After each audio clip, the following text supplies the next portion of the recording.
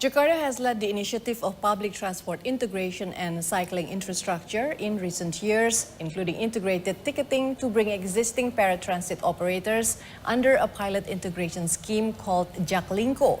Jakarta is also moving ahead with physical integration of different transport modes at stations. A notable example being the station redesign of the CSW Intermodal Transit Hub to better connect the MRT service, serving 100,000 passengers a day with the Transjakarta Corridors 1 and 13. The connectivity between MRT, LRT, BRT, and Microtrans is coordinated under Jak Lingko. And to know more about best practices and key lessons learned from the public transportation development in Jakarta and how public transport can be the tool to help us tackle climate crisis issue and to achieve city's economic, social, and health goals, already sitting in front of me, Governor of Jakarta, Baswedan. Thank you so much for your time, Mr. Governor. My pleasure. Governor Baswedan, in the past years, you have been a strong advocate for sustainable mobility and public transport in particular, underlining, of course, the importance of a modal shift away from a car-dominated environment. Between 2017 and 2021, Jakarta has seen its public transport coverage doubling from 42% to 82%. As you once said, more than connecting places, public transport connects people. And how has the life of Jakarta's residents changed as the result of the recent expansion of public transport? To what extent? Can you please explain? Sure, thank you. Well, Jakarta is the largest megapolitan in the southern hemisphere. And we have been adopting car-oriented development for decades. And in order for our city to be a more livable city, we need to have better air quality. We need to have more sustainable mobility. And therefore, our intervention was on the public transport system. We started to develop what's called a Jak Lingko project, and it is a public transport integration project. So the key word was integration. How do we integrate? In what aspect? Three things. We are integrating the routes, we're integrating the payment system, and also the management. So we have had public transport for so many years. However, they're operating individually, some small, some micros, and we in government were simply regulators. And we have some of our bus line as operators. But when we are talking about integrations, we are integrating all of the public transport in Jakarta into a single system. That started in 2018. And as we went through this process, we are so happy and so proud to see the result. Number one, as you mentioned earlier, about coverage. We double it. Number two, which is more important, we are seeing ridership that has increased 3 times. We used to have around 350,000 daily ridership. Now it's 1 million daily ridership within less than 3 years. If we double our fleet, it simply means we have the money to buy more buses, right? But if we triple ridership, it means there is a change of behavior in the public from previously using private vehicles into public transport. And when it happens, then we are seeing some of this result. One, better air quality, that's for sure. And number two, congestion level. Jakarta was the 3rd most congested city in the world in the year 2017. By the year 2021, 4 years later, we were ranked number 46. Okay, 3rd, and then we're number 7, and then we're number 10, and then we're number 32, and then we're number 46. So a clear decline of congestion level. We are not perfect yet, because our target is to reach 4 million daily riderships in 2030. However, looking at our journey in the past 4 years, I'm quite optimistic that we will reach the 4 million daily riderships in a much earlier way. So that's one, which is clearly we are seeing the shift in the behavior of the public. And we do hope, and this is also our message, that developing public transport is not only about mobility, it's also create the feeling of togetherness, feeling of equality, because it is in the public transport where government's presence is equal to everyone. You may be a CEO, you may be a homeless, you may be an unemployed. You will stand on the same line, you're using the same tickets, you'll be standing on the same place, you'll be sitting next to one another. So I am seeing this beyond transportation objective. This is the one of our avenue to build the feeling of equality, the feeling of togetherness within our society in Jakarta. And in a city like Jakarta, where we started with disparities quite wide, we do hope that public transport will be an important channel to create the feeling of oneness in our city. Okay, with all those achievements, what are the next steps? You said we are hoping for 4 million ridership soon, but how do we get there? Number one is by ensuring the quality of services are improving continuously. Continuous improvement is a must. And then number two is we are converting our fleet into electric vehicles. So we want to do a double step here.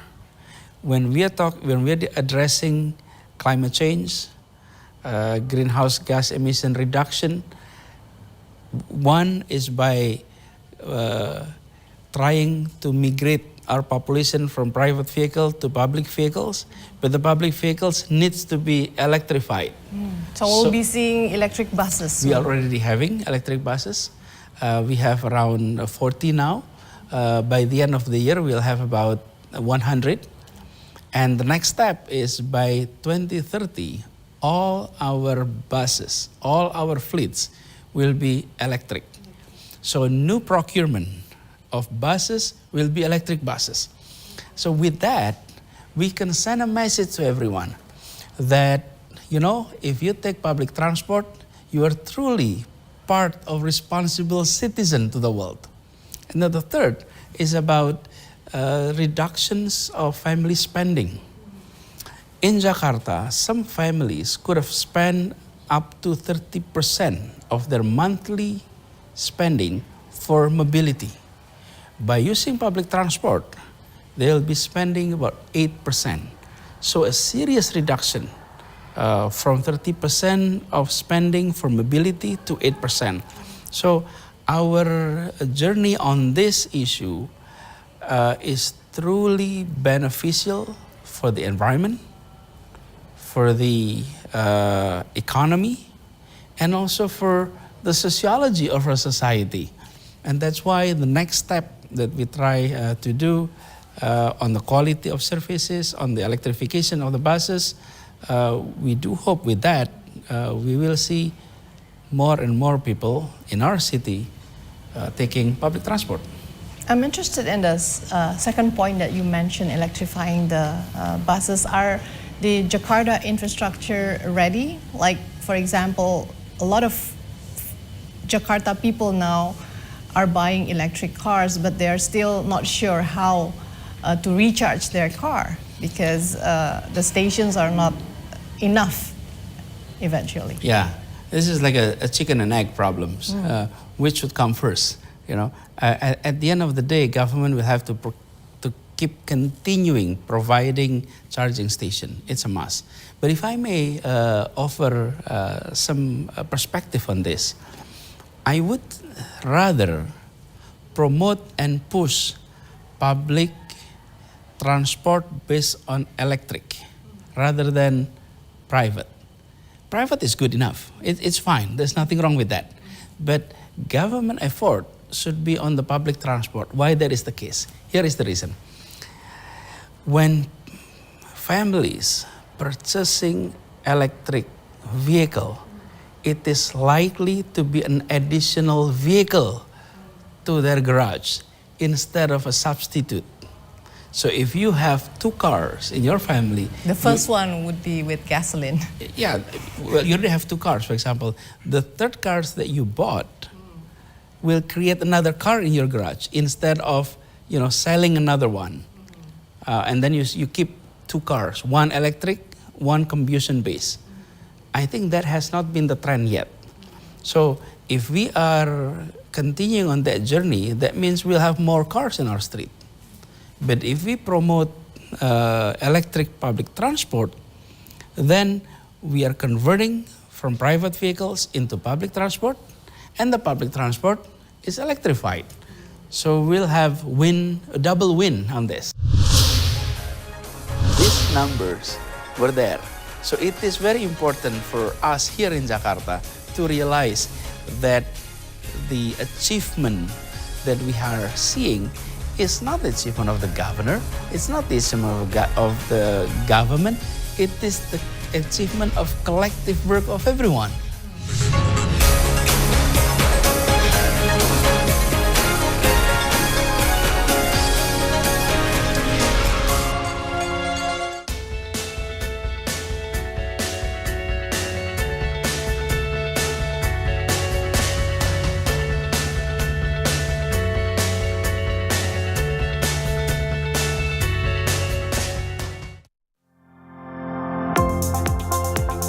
Saya percaya profesi jurnalis merupakan pekerjaan yang punya tanggung jawab besar.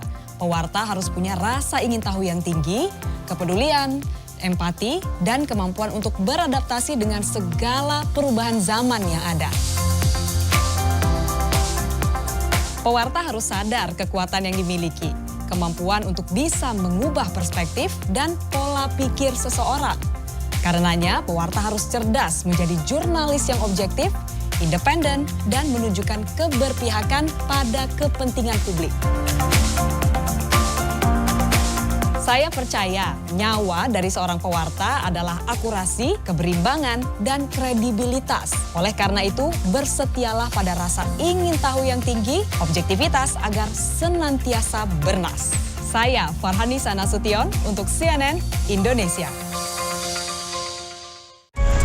Ikuti perkembangan informasi terhangat bersama CNN Indonesia. Menemani sore Anda, kami sajikan isu-isu aktual yang sedang ramai diperbincangkan di masyarakat. Sejumlah objek diduga cagar budaya ditemukan saat pembangunan MRT fase 2A di kawasan Glodok, Jakarta. Saksikan CNN Indonesia News Update Weekend, Sabtu dan Minggu jam 4 sore, live di Trans TV dan CNN Indonesia di Transvision. Halo, good morning. Ikuti perkembangan informasi terhangat bersama CNN Indonesia. Jadikan pagi Anda lebih berarti dengan kabar terkini. Ada pemotongan dana BLT yang dilakukan oleh oknum perangkat desa di Blora, Jawa Tengah. Perlombaan barongsai yang kembali digelar di Kudus, Jawa Tengah. Jangan lewatkan Good Morning setiap hari jam 7:30 pagi live di Trans TV dan CNN Indonesia di Transvision.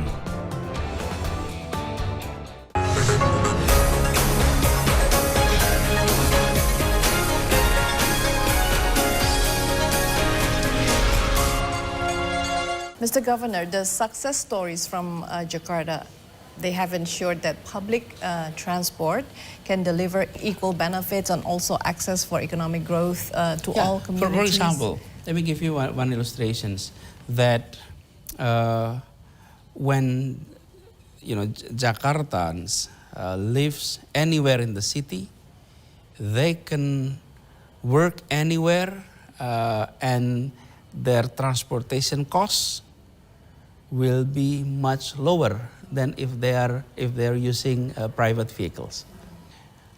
If you are moving from the south side of Jakarta to the north side of Jakarta, you may be spending around $7, $8, right? But if you are using our public transport, it costs you only 75 cents, US dollars.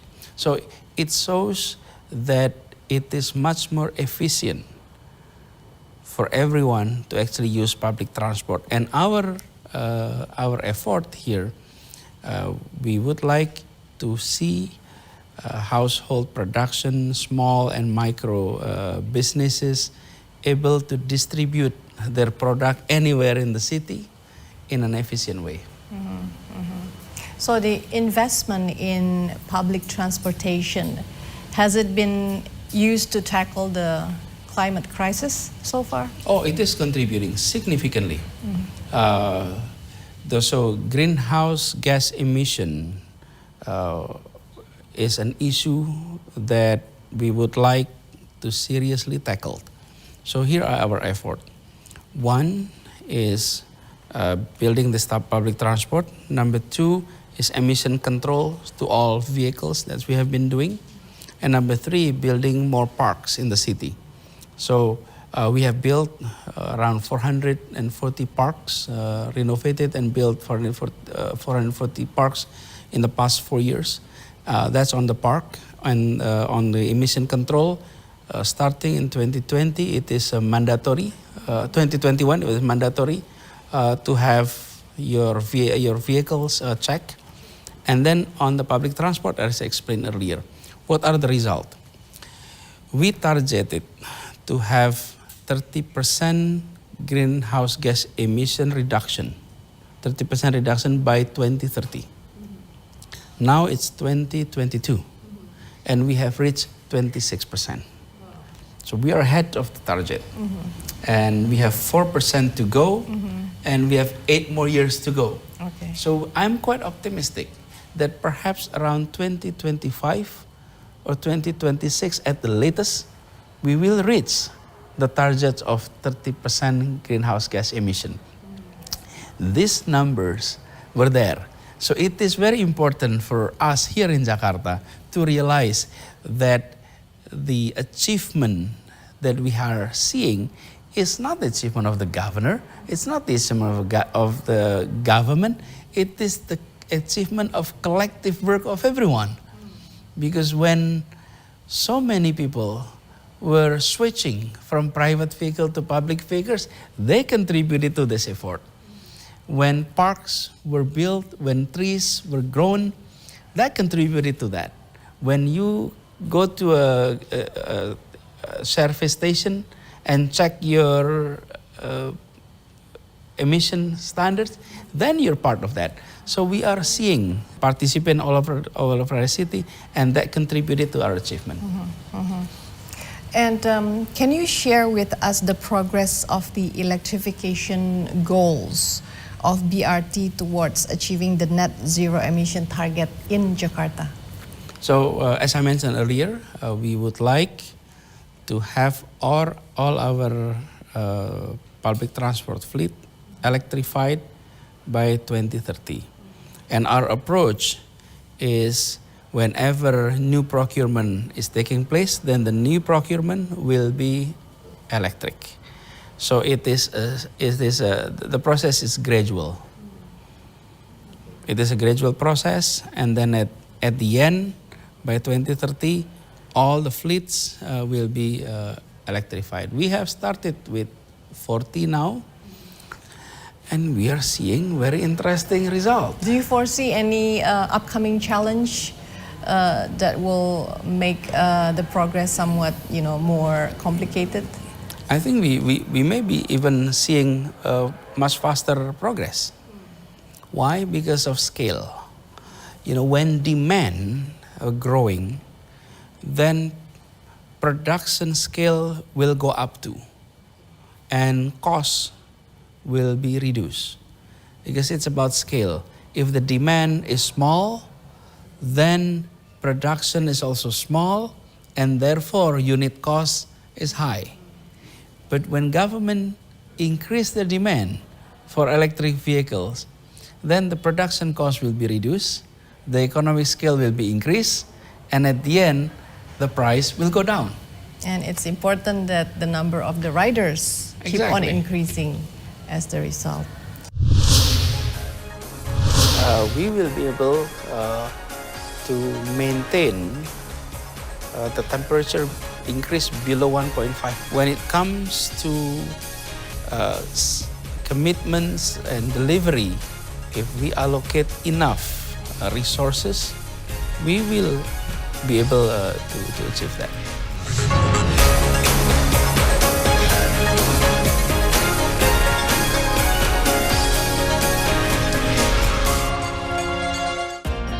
Tidak hanya untuk investasi, NFT juga untuk jual beli properti dan diharapkan bisa menjadi mesin pemulihan ekonomi nasional. If you want to trade it, you don't need to sell property. You can just trade this code, and whoever gonna have it in his wallet, what we call a wallet, all the right belong to him. So it will be much easier to trade property. Saksikan Insight with Desi Anwar, bangkitkan pariwisata melalui digitalisasi properti, Sabtu 15 Oktober jam 6:30 malam di CNN Indonesia.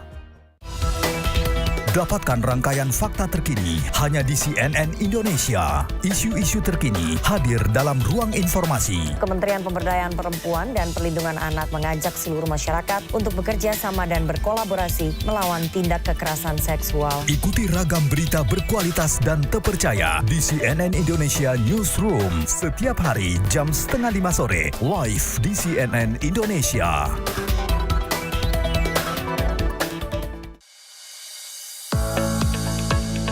Riset sebagai kunci menggali data dan fakta dengan akurat dari berbagai sumber, lalu mengolahnya menjadi informasi yang berimbang dan akurat, menjadi mata, telinga, serta menyampaikan suara publik berdasarkan kode etik sebagai sumber yang dapat diandalkan. Jurnalis tidak condong pada keberpihakan, memegang teguh kebenaran sesuai fakta dan data, agar masyarakat tidak hanyut dalam kesimpang siuran. Akurasi adalah kunci kredibilitas, maka riset dan informasi dari narasumber inti harus terpenuhi sebagai sumber yang terverifikasi. Saya Mei Frisyari untuk CNN Indonesia.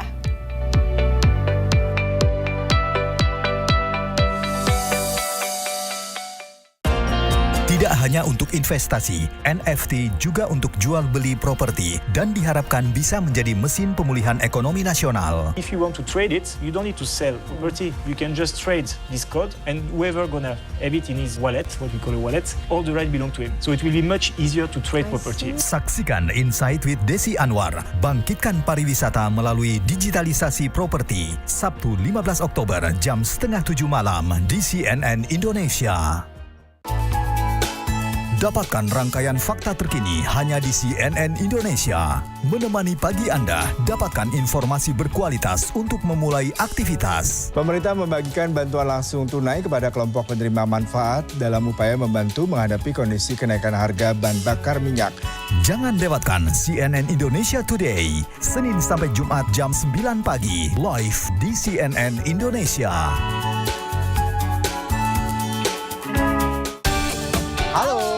Morning. Ikuti perkembangan informasi terhangat bersama CNN Indonesia. Jadikan pagi Anda lebih berarti dengan kabar terkini. Ada pemotongan dana BLT yang dilakukan oleh oknum perangkat desa di Blora, Jawa Tengah. Perlombaan barongsai yang kembali digelar di Kudus, Jawa Tengah. Jangan lewatkan Good Morning setiap hari jam 7:30 pagi live di Trans TV dan CNN Indonesia di Transvision. Ikuti laporan khas redaksi yang mendalam dan terpercaya bersama CNN Indonesia. Isi akhir pekan Anda dengan berita-berita inspiratif dan yang tengah menjadi trending topik. Bermodus pegawai leasing dan menanyakan surat, sejumlah orang merampas motor warga di Jalan Boulevard Geraha Raya, Serpong Utara, Tangerang Selatan. Redaksi akhir pekan, Sabtu dan Minggu jam 2:30 sore. Live di Trans 7 dan CNN Indonesia di Transvision.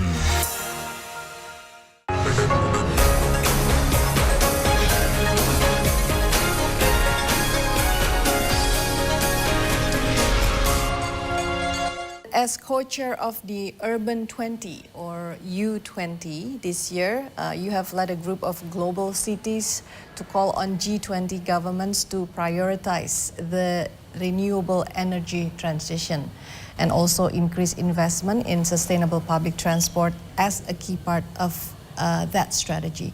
What is the role of cities when it comes to the energy transition, and why is the U20 making the case for prioritizing public transport in particular?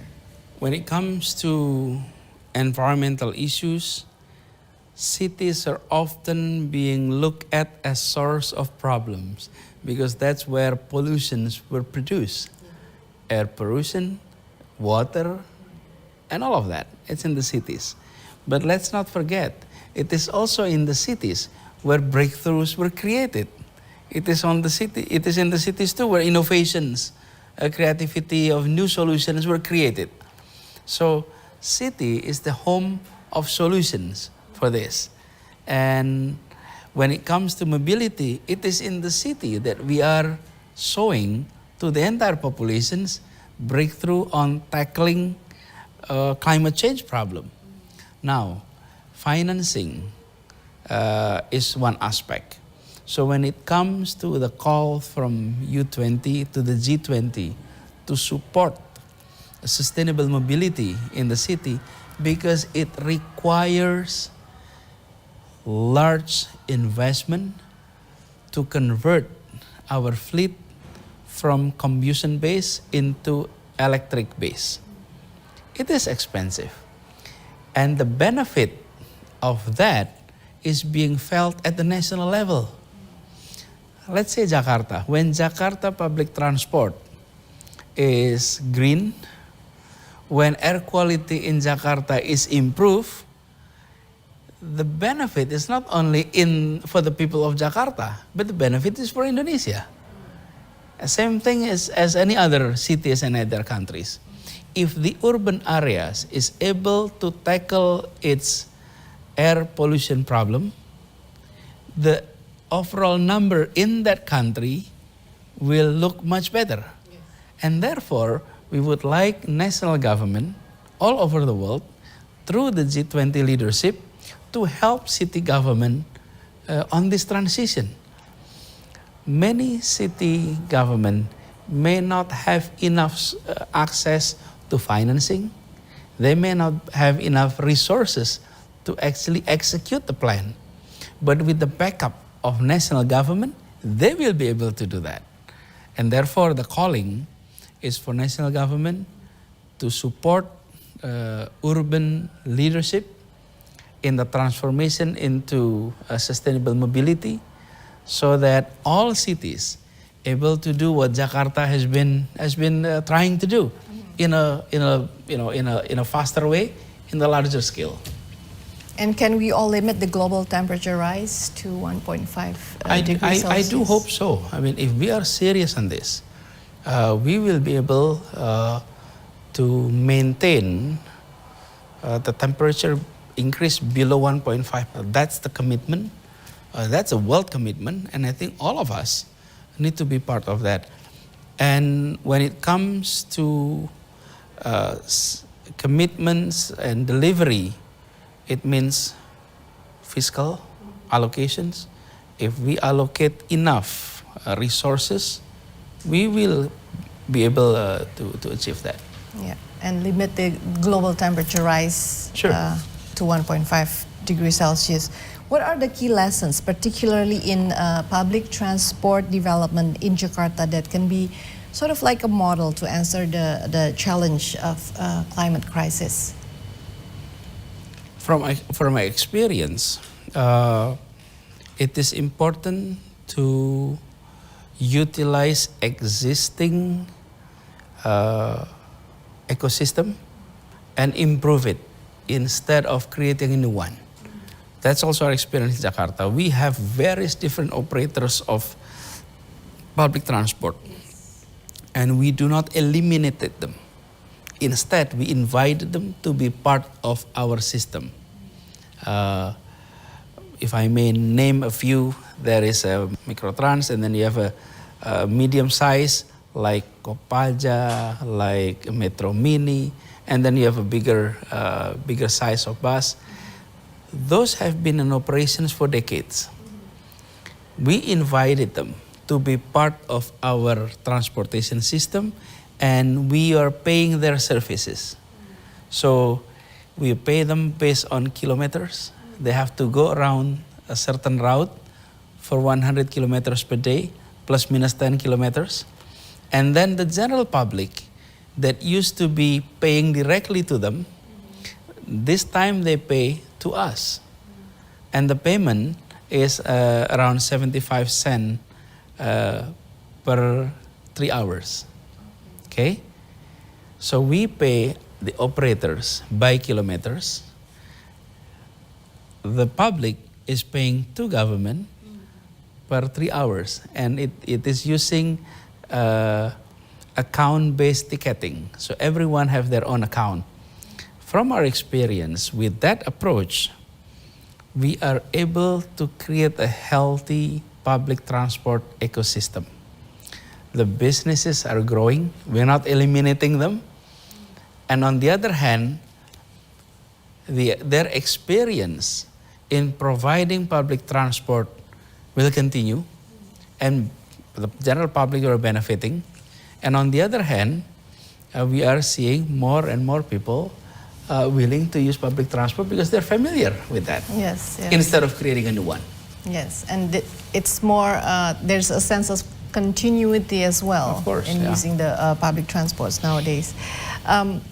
Mr. Governor, what collaboration and approaches to financing sustainable infrastructure are actually needed to accelerate the just transition towards sustainable transport and low carbon economies? Sorry. Yeah. I think if national government and then municipal government, provincial government were able to set a common objective on the creations of sustainable mobility, and together finding access to financing, that is the kind of collaboration that's needed. Jakarta, for example, we are building our MRT system, and it is a collaborative work between national government and our government at the provincial level, and we work together to get international funding for this project. And if we at the city level were trying to get that on our own, it will be extremely difficult. First, there is regulation barriers.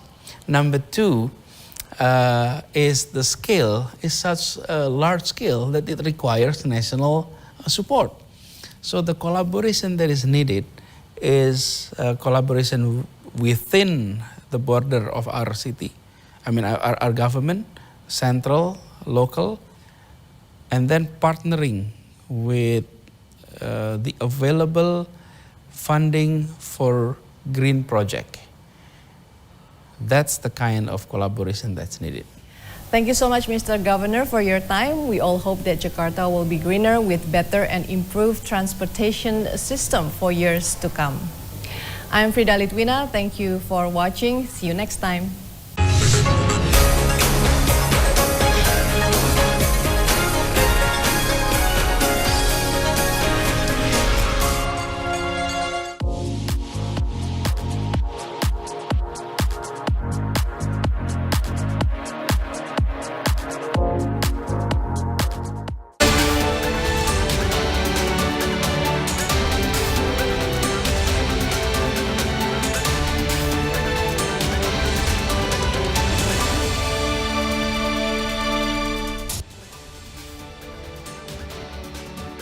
Selamat siang. Setelah merampungkan investigasi, tim gabungan